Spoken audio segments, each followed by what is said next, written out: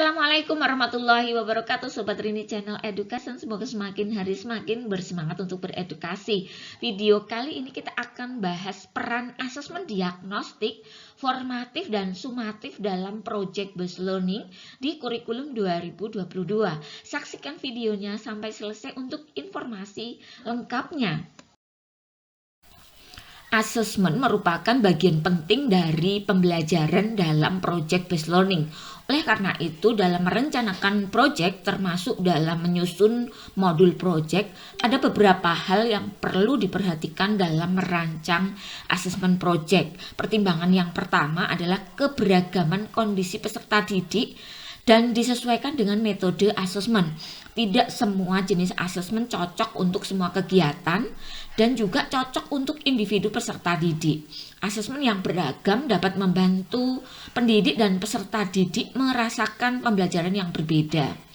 Selain itu, pertimbangan yang lainnya adalah kita perlu membangun keterkaitan antara asesmen diagnostik, formatif, dan juga sumatif. Hasil dari asesmen diagnostik dapat dipakai untuk memetakan kekuatan dan kelemahan peserta didik sebagai acuan tim fasilitasi dalam menentukan indikator performa peserta didik ketika merancang asesmen. Dengan memperhatikan tugas sumatif dapat menurunkan tugas formatif.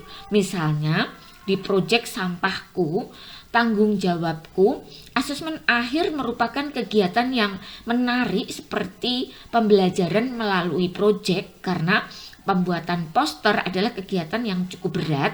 Peserta didik sudah dipersiapkan sebelumnya dengan kegiatan formatif di mana peserta didik mendapatkan umpan balik mengenai poster dan presentasinya. Nah, misalnya peran asesmen diagnostik, formatif dan sumatif dalam sebuah proyek ya, misalnya dilihat dari waktu penggunaannya.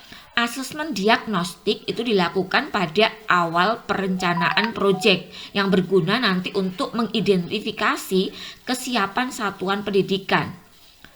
Itu apabila modul proyek dibuat sendiri oleh satuan pendidikan atau oleh pendidik. Nah, atau pada saat penentuan dimensi, elemen, dan sub-elemen jika menggunakan modul proyek yang sudah ada.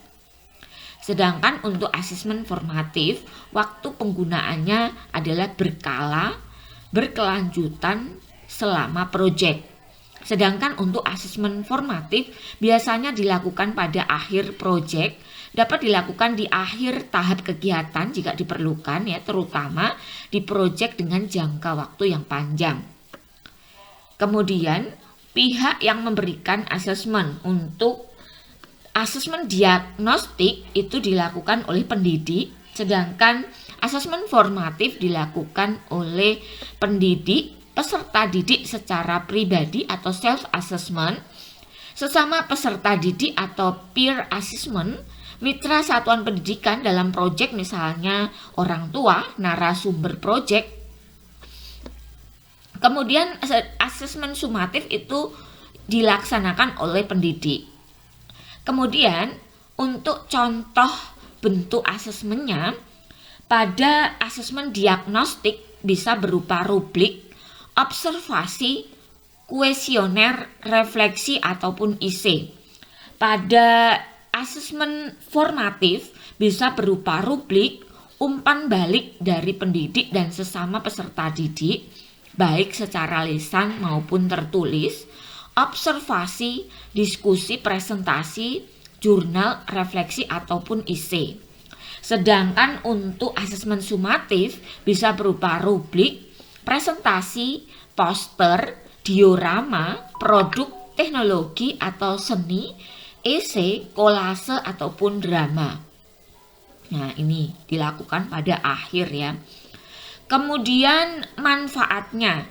Manfaat dari asesmen diagnostik itu mampu menciptakan baseline atau garis dasar untuk menilai kemampuan awal peserta didik. Nah, ini memang karakteristik dari kurikulum 2022 adalah adanya pengelompokan kemampuan dari peserta didik. Jadi kita tidak bisa memperlakukan semua peserta didik dengan treatment yang sama.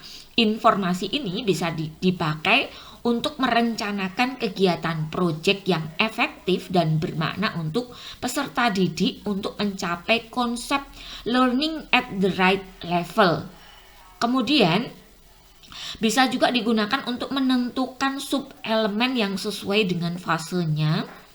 Kemudian untuk mengetahui perkembangan peserta didik di akhir proyek. Nanti untuk perbandingan di awal dan di akhirnya. Kemudian pada asesmen formatif itu bisa bermanfaat untuk mengawasi pembelajaran peserta didik selama proyek.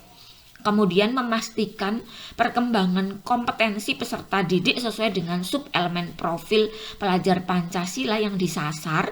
Kemudian bisa juga digunakan untuk mengecek pemahaman peserta didik mengenai isu proyek. Untuk asesmen sumatif bisa digunakan untuk mengukur apakah peserta didik sudah mengembangkan kompetensinya dari sub-elemen, dari elemen dan dimensi profil belajar Pancasila sesuai fase yang disasar. Kemudian bisa digunakan untuk dasar menyusun proyek selanjutnya. Kemudian manfaat untuk peserta didik pada asesmen diagnosis itu untuk memahami performa di awal proyek. Kemudian ini untuk pemetaan ya. Kemudian pada asesmen formatif, manfaat untuk peserta didik adalah dapat membantu peserta didik memperbaiki dan mengembangkan diri, membantu peserta didik mendapatkan hasil belajar yang lebih baik dalam asesmen sumatif di akhir. Kemudian mengoptimalkan dampak proyek. Pada asesmen sumatif, manfaatnya adalah memahami performa di akhir proyek, memahami apakah mereka sudah memenuhi capaian proyek dan sejauh mana sudah mencapai fase perkembangan sub-elemen dari dimensi profil pelajar Pancasila yang disasar. Nah, demikian hubungan antara asesmen diagnostik, asesmen formatif, asesmen sumatif dalam pembelajaran project based learning. Kebutuhan akan pentingnya literasi mandiri itu menjadi kebutuhan kita ke depan untuk semakin profesional di dalam menjalankan kewajiban kita masing-masing ya, baik dari guru, dari siswa, dari orang tua, masyarakat pada umumnya dituntut untuk menjadi profil pembelajar sepanjang hayat. Karena pada hakikatnya selama kita hidup maka kita perlu terus untuk belajar. Setiap peristiwa, setiap kejadian itu adalah proses pembelajaran. Nah, simak terus video-video dari Rini Channel Education.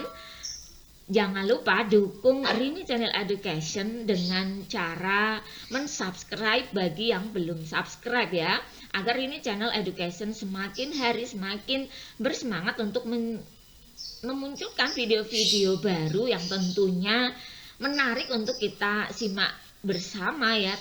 Juga nilai edukasinya semakin kita rasakan ya. Semangat berbagi, semangat belajar, semangat berbagi. Demikian ya, terima kasih untuk selalu setia menonton Rini Channel Education ya. Assalamualaikum warahmatullahi wabarakatuh.